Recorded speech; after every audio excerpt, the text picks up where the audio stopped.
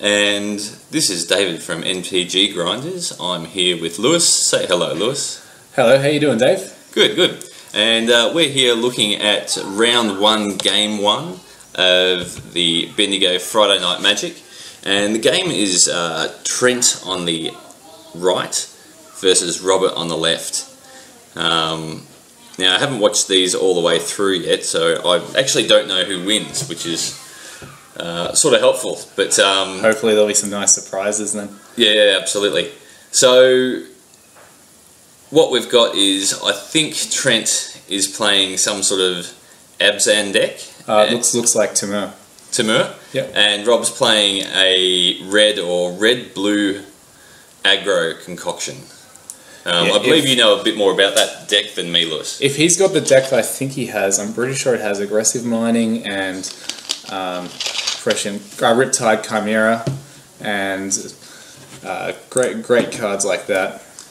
He's got a bit of a combo going.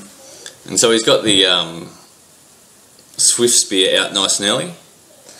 Attacked for 1 in the first turn, only 1 in the second, which is a bit disappointing. Yeah, it doesn't look like much is going on ever since that Swift Spear's come out, but hopefully Trent's going to play something more interesting.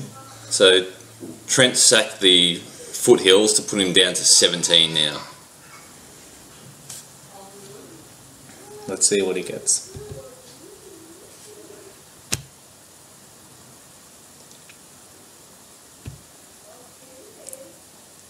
So he's just got the basic mountain with that one.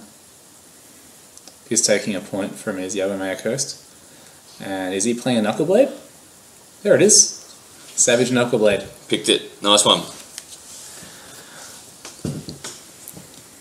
And so obviously that's poses a bit of a problem for the red deck. Have to try and convoke that out with Stoke the Flames. Doesn't look like that's going to happen this turn though. Yeah, it doesn't look like that at this stage.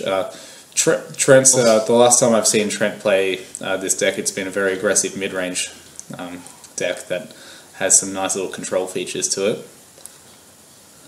So Trent just took the 1, didn't block with Knuckleblade at all, and that puts him down to 16. He's probably afraid of trading with a Lightning Strike, and that Knuckleblade's very powerful when you untap with it. So as you can see, we don't actually have life totals on the screen. So we're just sort of trying to look at Rob's writing in the bottom left-hand corner and keep track ourselves.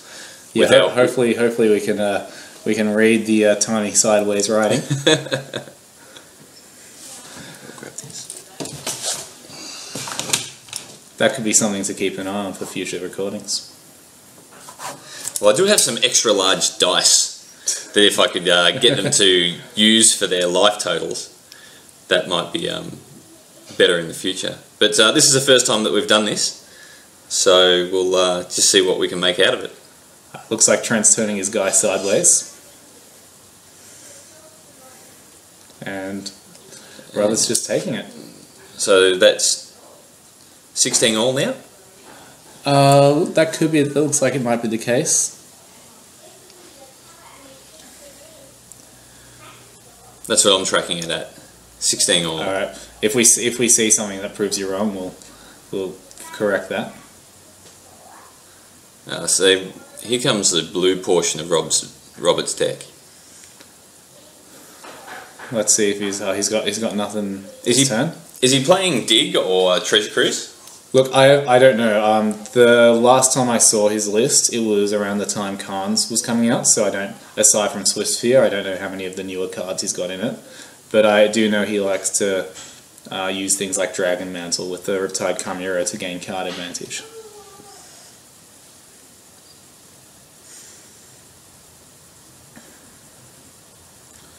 The biggest problem with the Riptide Chimera is if you don't actually have any enchantments out, obviously, you sort of put it out and then you just got to bounce it back to your hand at the beginning of your upkeep, yeah? Oh, that's absolutely correct, but at the same time it can be a decent thing to use defensively sometimes. Let's see if Trent has a 5th land, he might have something along the lines of Old Sarkhan or Stormbreath Dragon or some other powerful 5-drop. But he's going for combat first. So if you had Sarkin though, wouldn't you put that out first? Oh, definitely. And obviously either attack with it in the air or remove one of the swift spears to make it easier for your knuckle blade. Bit of a brain fade by the camera there. So we've got the double block and the lightning strike. Alright, so that will put both of his swift spears up to 2/3, so unless Trent pumps his knuckle blade, it looks like both of them are going to survive. Oh, at least one of them is going to survive, sorry.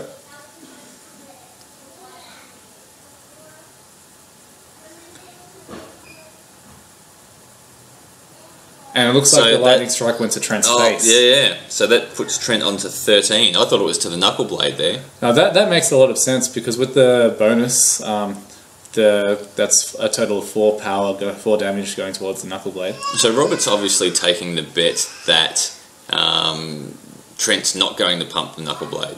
Or maybe he's got something else in his hand. Robert with like another lightning strike or something. Potentially. If he did lightning strike again, that would put the swift spears up to 3/4. That's right, but without knowing what he's got in his hand, I'm not sure, considering Trent can self-bounce the knuckle blade if things get too hairy, I'm not sure about wasting too many cards in this interaction, so we'll have to see how this pans out. Well, I'm definitely not the red burn player, but it looks like Trent here is just trading with one of the swift spears. So no damage through to Rob, he stays at 16. And I feel like things panned out in the way that Rob was hoping. So you reckon that was a win for Rob? Well, I can't considering he went for the double block anyway. I can't see that being a loss. Now, is that an Arc Lightning? Main deck Arc Lightning. Interesting. I like that.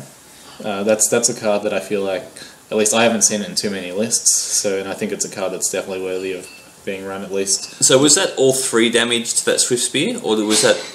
I feel like at least 2 damage to the Swift Spear. Although they didn't change their life totals, did they? Maybe he was playing around a lightning strike or something. Yeah. Now, I can't make out what Rob's cast just there. I believe that's a Forgeborn Oreads. You know that from the Theros block draft tables.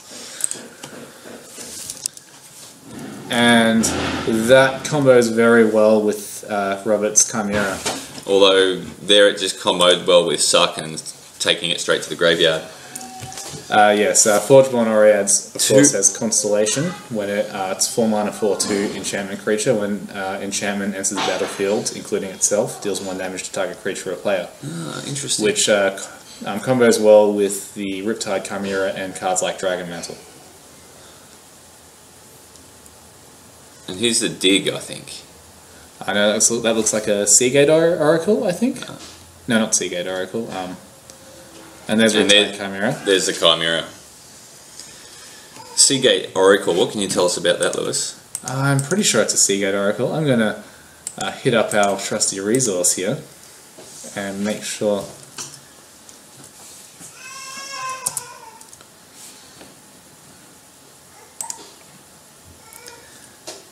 Well, it's not an enchantment. Okay, no, it's not Seagate Oracle. That was a card from Zendikar block. Meletis Astronomer. Sorry, the art is actually similar between the two cards. A Meletis Astronomer has a heroic trigger that searches for enchantments whenever it's targeted with a spell or ability Robert controls. Now, Trent's just bringing out his Planeswalkers here. He's starting to establish some board presence with Sarkin and now Xenagos. Makes a dude. Is he going to wake up his Sarkin? Yes. Yes, turning it sideways. And Robert blocks with his Riptide Chimera. Now, unfortunately, it looks like Rob's losing his... Oh no, that's another Riptide Chimera. I take back what I was about to say. The harsh thing is he's got to return that back to his hand during his upkeep. However, he's probably going to be using it to block the Sarkin. It would not surprise me at this stage. It's quite clear to me he's playing that defensively. What's Rob's life total on? I've still got him on 16. Yeah, I don't think he's lost any life since then. So he can afford to take this, although he's choosing not to. Do you think that's the wrong move? Look, obviously we don't know what he's got at this in his stage of the game, I think the Riptide Chimera is crucial enough to his game plan that he can get away with taking 4 damage at least once more. I know he's playing a Monastery Swift Sphere. Now, of course, he does want to top deck some enchantments to go with the Chimera. But I think he could have got away with taking at least 1 or 2 hits. Too much beyond that, then he's in trouble. But he's in trouble in this game anyway. So Trent putting in a very dodgy looking Satyr token there. It's not a morph. It's a Satyr token. That's a Satyr token. We'll have a few words with him afterwards for his inappropriate token. And comes in for 10. Now that's pretty brutal. Now Robert's coming in to block one of the tokens with his 1/3 Astronomer. So that makes him take 8 and puts him on a 2-turn clock, really. That is half of his life total, yeah. He needs to top deck something here. Trent just establishes a bit more board presence with the extra Catarad and passes the turn. Yeah, I reckon... I don't know if he runs main deck Anger of the Gods. I doubt it with the amount of small creatures he's running, but he needs something like that. And then he'd still need to worry about the Sarkhan as well. But no, he scoops. No, he's scooping, yeah. And looks like that's game 1 to Trent. On to game 2. Yep.